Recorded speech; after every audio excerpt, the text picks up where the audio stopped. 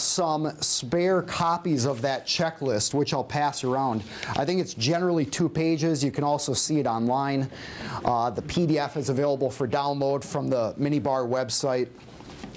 I brought about 10 of these. The printer didn't work, but this shows you some of the people I work with. Go ahead and pass those around if you want them.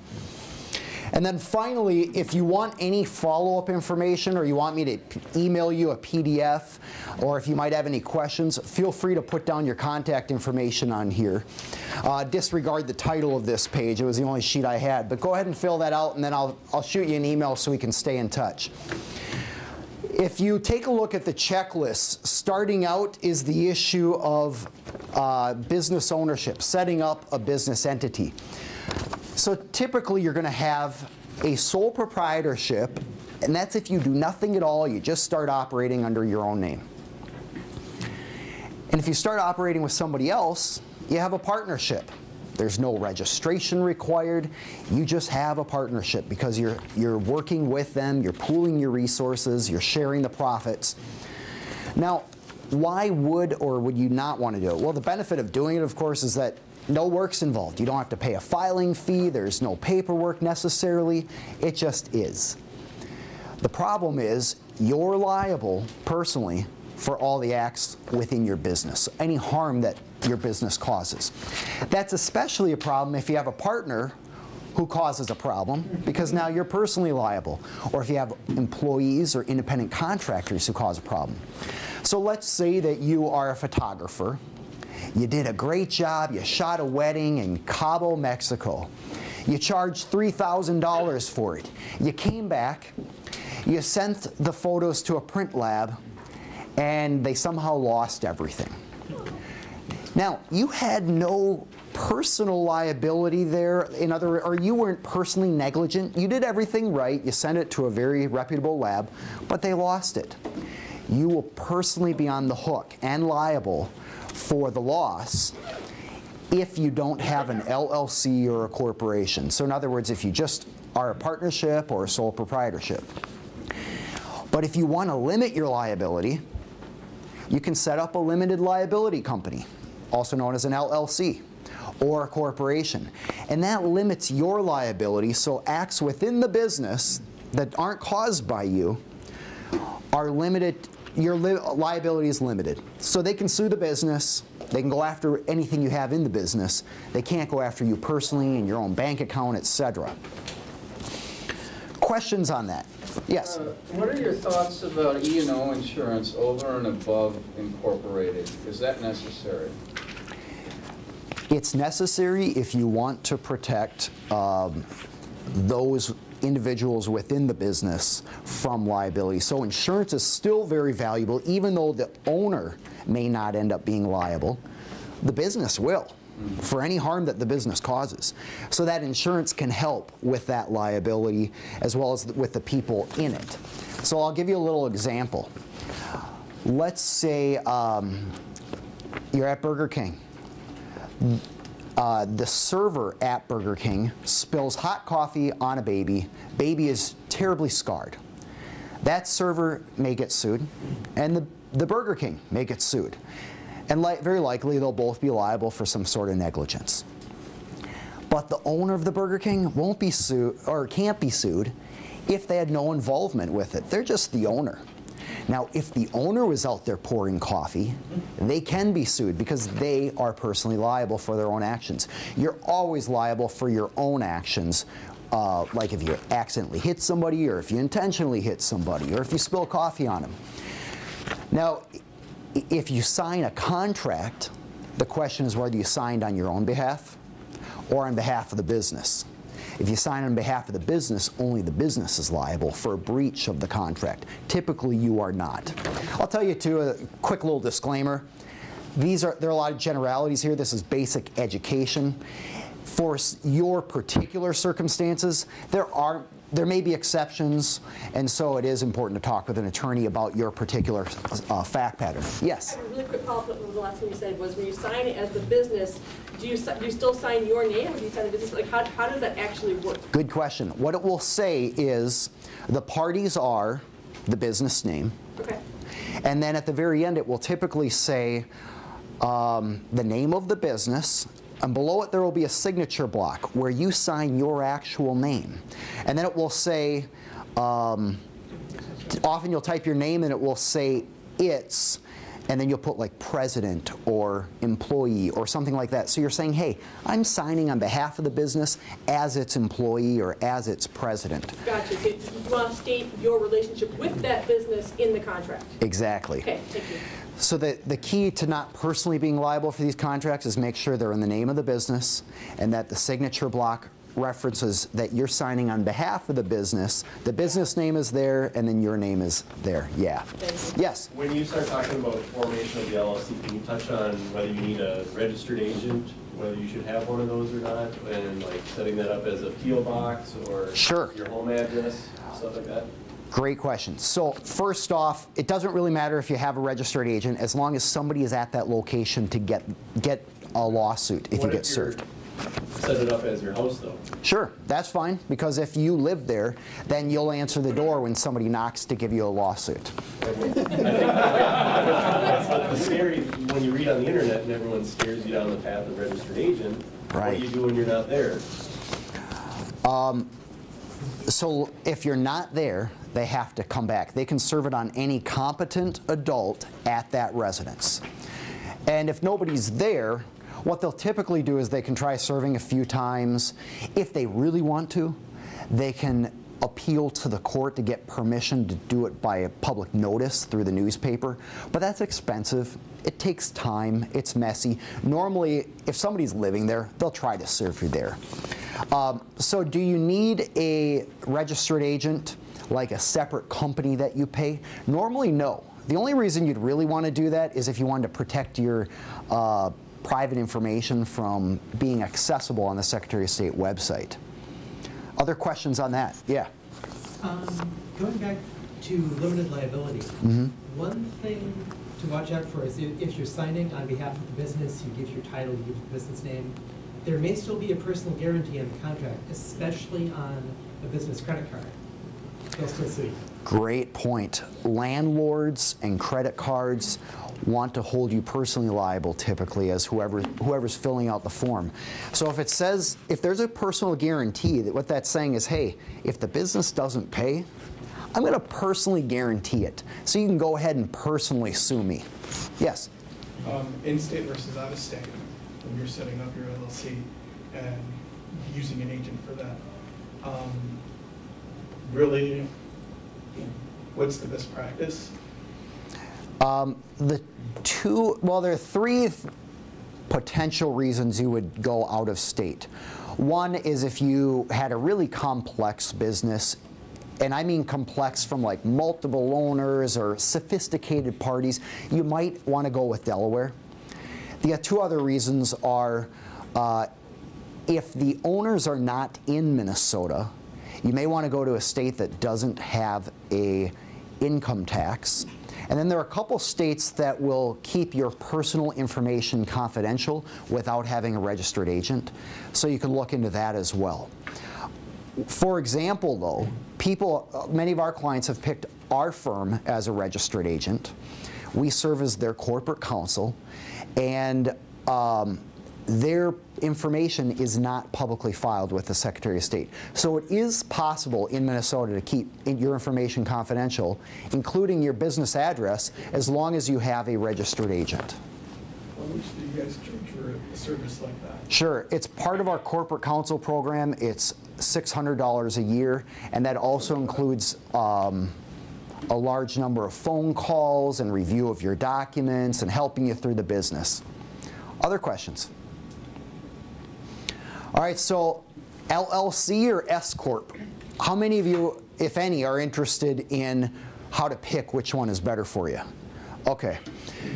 The general rule is that an LLC is going to be the simplest unless you're making a significant amount of money. Then the tax advantage of an S Corp will be worth exploring. And here's how that works. It's a little bit complex, but let me just explain the general rule. If you work at it in an LLC and you're a sole proprietor, let's say, but you've set up an LLC, the IRS treats you as just a sole proprietor. They ignore you for tax purposes. That means that whatever you earn that year, let's say it's $100,000 in profit, that whole $100,000 is going to be subject to income tax and self-employment tax. So you're looking at, let's say you're in a 30% tax bracket for the income tax. And then you're going to have self-employment tax of 15%. That means you're paying about 45%. Now let's look at an S Corp scenario. And before I get to that, I'll give you one little hint. LLCs can be taxed as an S Corp. So it's fine to start out as an LLC and then later convert to this S Corp once you're making more money. An S Corp takes a look at your income and says, okay, how much of this income was wages for the labor that you provided versus profit distributions because you're an owner. You might say, well, how do I figure that out? Think about, hey, if you had to hire somebody on the open market, how much would you pay for somebody to do your job? $40,000, $50,000, more? Let's say you pick $50,000. That means that first $50,000 is going to be subject to payroll tax, which is essentially the same as self-employment tax. It's 15%, plus your income tax. But the rest of the money, all the way up to $100,000, is only subject to income tax. It's not subject to payroll tax. And again, we're talking the S Corp scenario. So let's say that the payroll tax is 15%, and you are not being charged payroll tax on the second $50,000. So the first one you are, that's your wages. The second one you're not. That's a savings in that scenario of about $7,500 in just real dollars. Not a deduction, that's a $7,500 tax savings. So you can see there's a great benefit to going with an S Corp. You might say, well, why don't I just do an S Corp? Because it's a little annoying. Every quarter, you have to do payroll, you have to file payroll taxes and pay those payroll taxes. So it's a little annoying if you're only making $5,000 a year to now have to mess with all that kind of stuff. Often business owners will start out as an LLC, and then as long as in the first 75 days of the calendar year in which you want it to apply, you elect to be taxed as an S Corp, you can go ahead and elect that. In other words, in January or February, if you know, hey, I'm going to be making some good money this year, you fill out a little form, you file it with the IRS, and now you're taxed as an S Corp. It's simple, it's free, and you can't jump back and forth, but you can make an election every once in a while. Questions on that? Yeah? What does it cost to do all that paperwork, payroll? Because I know I suck at doing that, and I would be mad at that. And where's my Sure. return on investment for saving that $7,000 in tax? You could use QuickBooks. I think they charge like $150 per quarter. You could use Paychecks or what is it, ADP. I think they charge about $150, maybe a couple $100 per quarter. So it's definitely worth it if you're seeing. Like I use FreshBooks for myself. Okay, sure. So, but QuickBooks owns FreshBooks. Okay. So what would I do? Give them my password to go in and look at all my receivables? And You'll want to look at a payroll provider. And I don't know if that's integrated with FreshBooks. There's probably an API that connects FreshBooks to some payroll service provider. I would probably just Google FreshBooks, payroll, and then see kind of what comes up if there's anything that's integrated. Anyone else know off the top of their head? Intuit has a full service payroll that they do. So Intuit has full service. And I don't know about FreshBooks. Yeah, Okay. QuickBooks Online is $50 a Yeah. month, and you just click a button, payroll, it's pretty easy. Pretty but The if other you're using thing- FreshBooks, that's not QuickBooks. Yeah, and I don't know about Right. FreshBooks. My friends use FreshBooks, and they have to transfer all their data into QuickBooks at the end of the year Right. for their accounting. But that's different. If it's just, if it's a couple $100 a quarter, you may find an accountant who would do some of that for you. The prices that I've been quoted from accountants, and they do, this is stuff that they do, range from $1,000 to $1,500 a year. And then Presumably, you wouldn't worry about some of this stuff.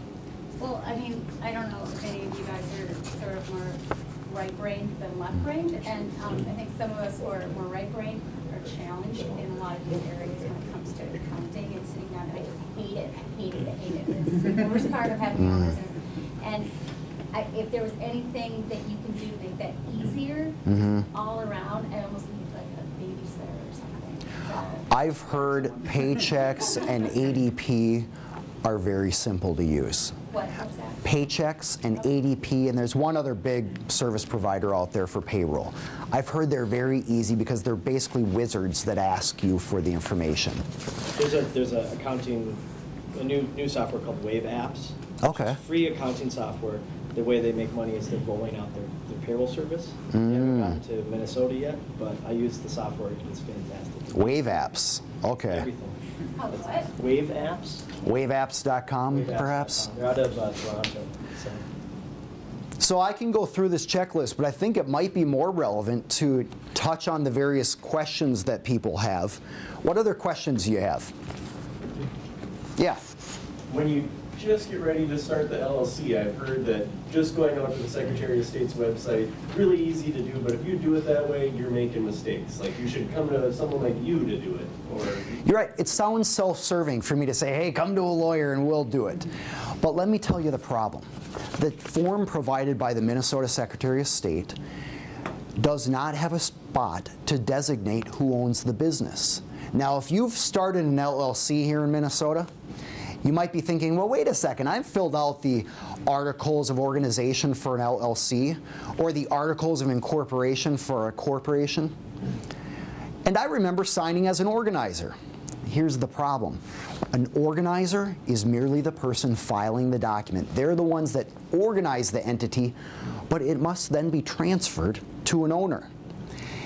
And I'll give you a real example. Client comes to me and says, hey, my best friend and I have been running a business for years. It's doing great. We have 7 digits in revenue. Problem is we can no longer get along. I hate him. And he's like, what do I do? How do we end this? I said, well, can you bring the documents, you know, whether it's a corporation or an LLC, bring those documents that you use when you form the business.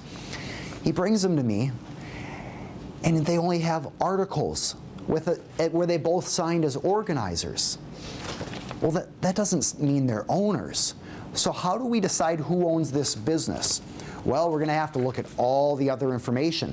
What have they been telling the IRS as far as who owns the business? What emails do they have about ownership? And what percentages are they? And if you have emails that say something like, hey, I'll give you 10% if you do blank, now you have an argument over whether that person did blank. So it gets messy. You can find law firms that will charge anywhere from $450 like us all the way up to $4 grand to form a business for you. We love working with entrepreneurs. That's why we price it low. It's kind of a loss leader. We want to build those relationships. Other questions on that? How about initial capital funding the checking account the first time? I've heard that you want to keep that as small as you can to just get it started, and then if it needs more money, you give it loans because there's some sort of tax benefit. Good question. So is it better to loan your new LLC or corporation money or to make an investment in it for tax purposes? In general, it doesn't matter. That's the short version. And a CPA can explain to you the complicated reasons for why that is. But generally, it just doesn't matter. Because whatever you put into the business initially, you're able to pull out without paying income tax on it. And that's a general rule. If we're talking C corporations or more complex businesses, that's another scenario. And I would recommend for a lot of that kind of stuff, that's where a CPA or an attorney is really going to help because they'll understand your situation, the investors you're bringing to the table, and figure out what's going to make the most sense for you. Quick story. I had a client come to me and the client said, hey, how should we be doing this? And he was a new client, and we looked at what he had done, and he tried to do it himself. He was losing $8 grand a year in taxes because he was doing things the wrong way. We charged him $100 to fix a few things, and now he was saving it was $8 grand per per owner. There are 2 owners. Now that business is saving 16 grand a year. Question over here, Aaron. Just clarification again. You said whatever money you put into the business, whether it's donation or whatever, initially, is there a time frame on that, or just when you start it, if you put 10 grand into it, you can take 10 grand out of it later? Could it be 2 years later? Could it be? Is it just whatever you put into it, you can take out? There's no time limit. Whatever you put into it, you can take out. And what we're talking about here, just for clarification, is for tax purposes. Yep. And we're talking a closely held company, so that would be like an LLC or an S Corp. So yeah, that's no problem. Articles, when you form it, will also define if you loan, how fast or slow you can pay back too. Gotcha. What the terms and conditions are. Yeah, so be loose on that if you want. Thank you. Other questions? Yes. Regarding that initial bank account funding, is there an issue if you didn't put enough in and you need to give it a little more? Not at all. It's just as if you did one. That raises an interesting topic. So let's say you form an LLC, you throw $100 in there, and then you decide to start, you want to pay a web host provider or web hosting provider. You want to pay a Moniker or GoDaddy for registration of your domain name. You want to take care of a few other things. Now you need more money. Can you put more in? Absolutely. Now what about when you're paying yourself? Let's say in the scenario where you set up an S Corp and you said to yourself, all right, I'm going to pay myself 50 grand a year in a salary. What if you don't have the money? That's okay. You never have to pay yourself money. You do have to pay other employees under the employee rights laws in Minnesota, but you don't have to pay yourself, so that's okay.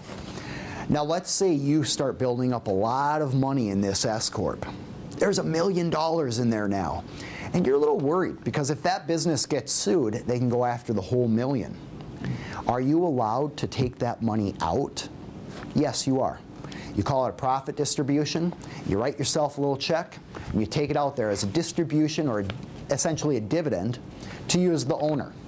Now you'll run into problems if you're doing that in the middle of a lawsuit when they're going after it. But if you're gradually pulling money out over time as the owner, you're entitled to do that. And so most business owners keep enough money in there, enough cash flow to keep the system running, to keep the business going, paying the bills, but they don't want an excessive amount of money in there. They'd rather pull that out and have that in their personal account. Now, somebody might be thinking, are you going to have to pay taxes on that if you pull it out? Yes. In fact, you're going to have to pay taxes on it even if you leave it in. It's called phantom income.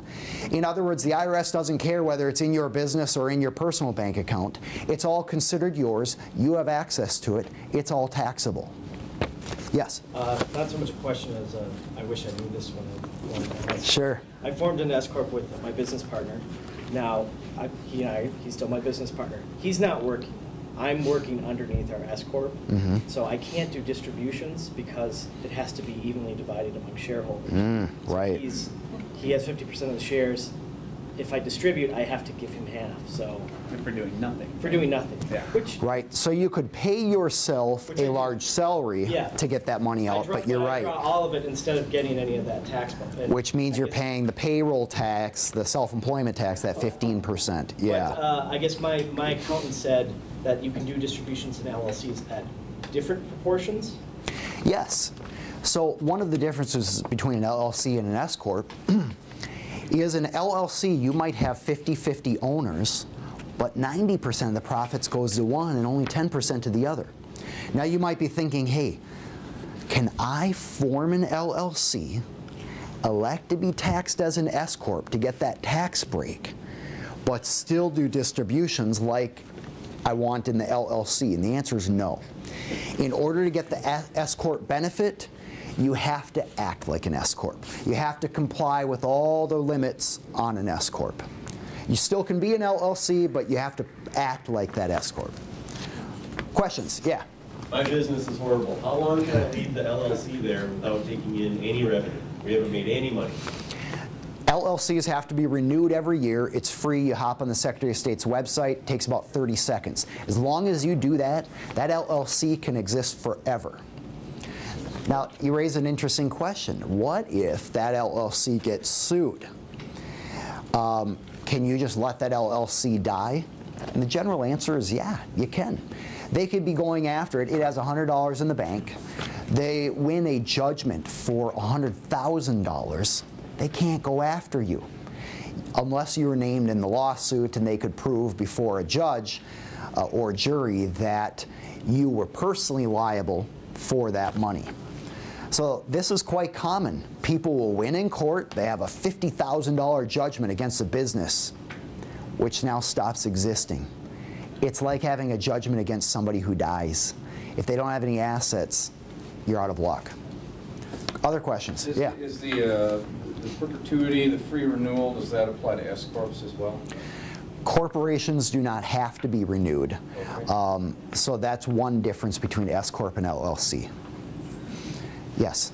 So if we have a company name, a company logo, and we have just some designs, shirt designs, do those need to be registered or trademarked in any sort of way, or is just the fact that we have a website good enough, or how does that work? Great. We'll get right into intellectual property. Quick question over here on that other topic. Yes, just really quick. Sure. If you do a doing business ad, Yeah. does that need to be renewed every year as well? No, I don't believe it does. If you do a DBA or a doing business as by filing an assumed name form, it does not have to be renewed. And keep in mind that just means typically that you are doing business under another name, but you're still personally liable. Now you can, of course, do a DBA for a business, but it's all treated as one business. That business remains liable. Gotcha. It's for an LLC, so as long as I keep renewing that LLC every year, we're cool with the DBA. Yes. Cool. Yeah. The assumed name, I believe you have to renew it after a certain period. I remember I did that about 15 or 20 years ago and I forgot to do it. Oh. Yeah. Does anyone know off the top of their head? I have not dealt with that. Normally clients take care of that on their own. They actually send you out a letter. Okay. You just got to do it, otherwise they're going to recharge you. If you're doing a DBA, for tax purposes, you put it on your 1040, which is Schedule C. Okay. Assuming that there isn't a liability risk, you can argue that, but is that an acceptable way for some of the folks to get started, perhaps? Just to simplify matters. Sure. It certainly does for an individual to do some consulting or to try to start a business. Is that an acceptable way? Good point. So for the camera, you do need to renew an assumed name form or a DBA. Yeah, and then 10 years. They'll send you a form. After 10 years, okay. Because otherwise they want more money and it's complicated. Okay. But, after that, I think it's, wait.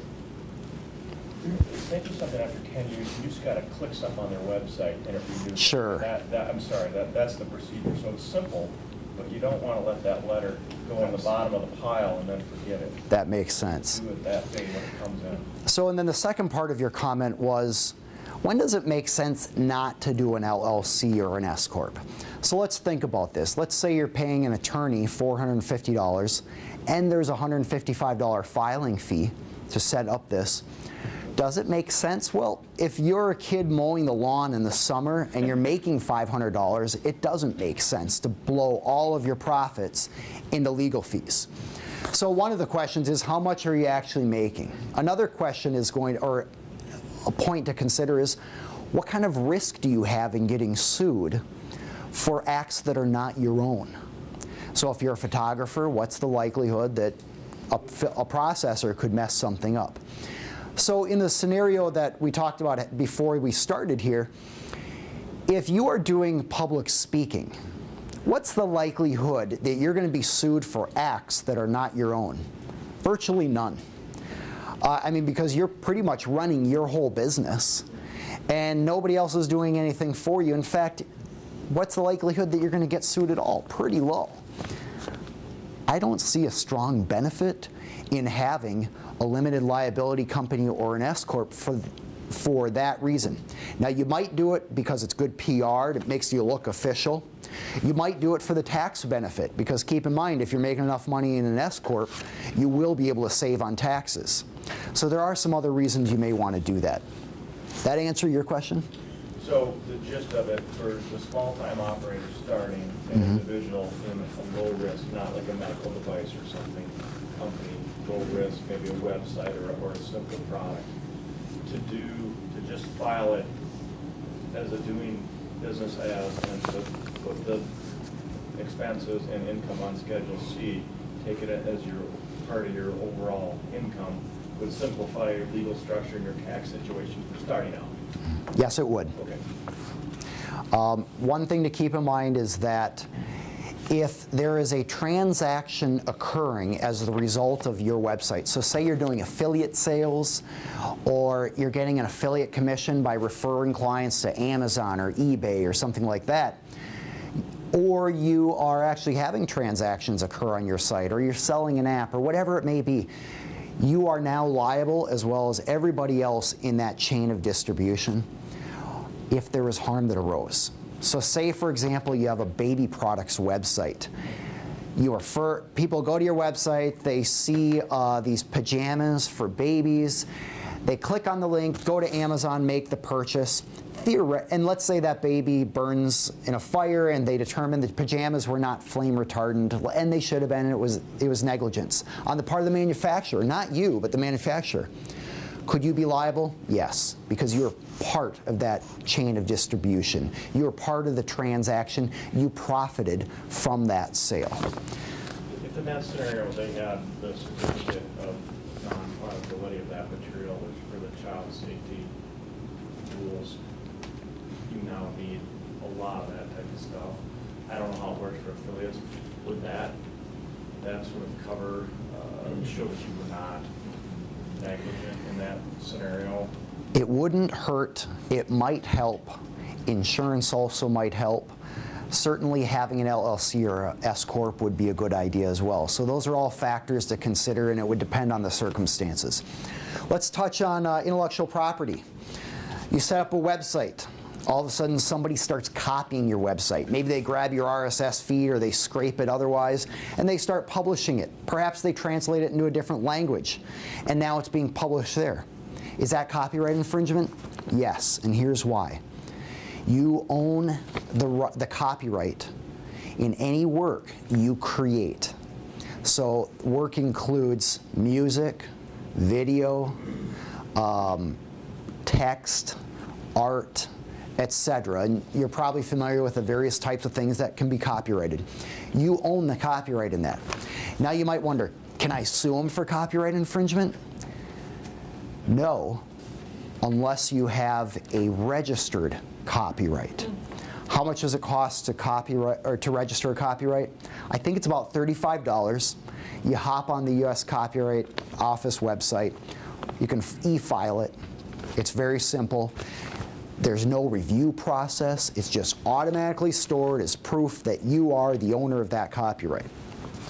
It doesn't mean you can go copy, or you can go take your friend's stuff and copyright it, because there's still, if it ever went to court, they would still try to figure out, okay, who is the rightful creator of this? We'll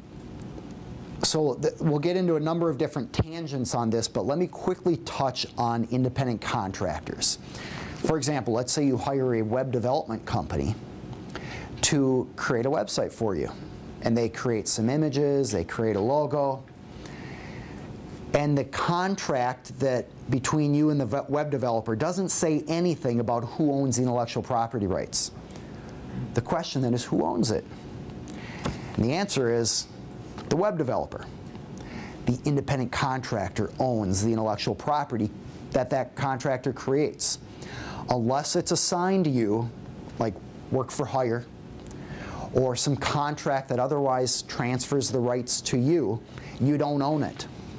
Now you say, well, am I infringing their copyright when I use a website I paid them to design for me? No, because it's pretty obvious you have a license to use it. That's why you hired them. So technically they're the copyright holder. You're licensed to use it in the manner that they impliedly authorized by the transaction. So what does that mean for you as a business owner? Well, if you're hiring an independent contractor, you should have a intellectual property rights clause or work for hire clause in there that says, hey, I own the intellectual property you're creating.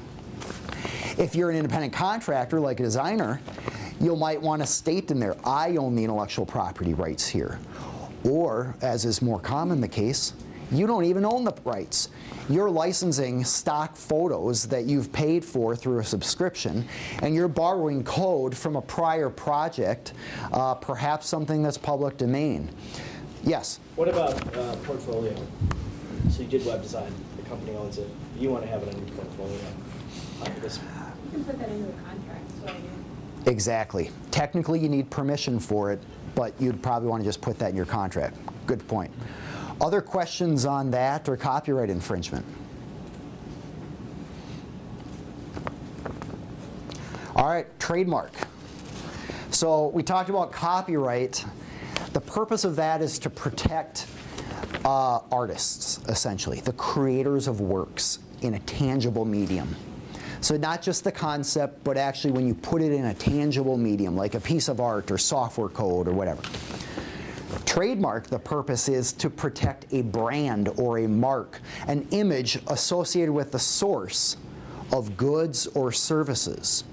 So if you're a plumber, or if you sell widgets, you'll use a mark. Maybe it's the swoosh on a Nike, maybe it's the words Nike, maybe it's a whole logo, whatever that is. Once you start using that, you get rights to it. Now you might say, oh, so I don't have to register my trademark? You don't. Let's say you create a unique, fanciful term that's nobody's ever heard of or nobody's ever used, and you start using it. In every single county where you use that in business, you acquire a common law trademark in it. And I'm assuming it's not confusingly similar to some other trademark that's out there. But keep in mind that only applies county by county where you use it. If you want nationwide trademark rights, that's where it's going to make sense to do a federal trademark registration. I wouldn't even worry about state trademark registration because federal trademark law preempts the states. It's virtually a waste of money to spend money on state trademark registration. So if you want to preserve the trademark, oh, and I forgot, this is 40 minutes long. I was thinking an hour. We need to end right now. I'll close with this. On the meeting description is my contact information as well as social media. If you'd like to get in touch with me, if you have follow-up questions, don't hesitate. You're not going to get a surprise bill. I'm happy to answer questions. Sorry we went late. Thank you.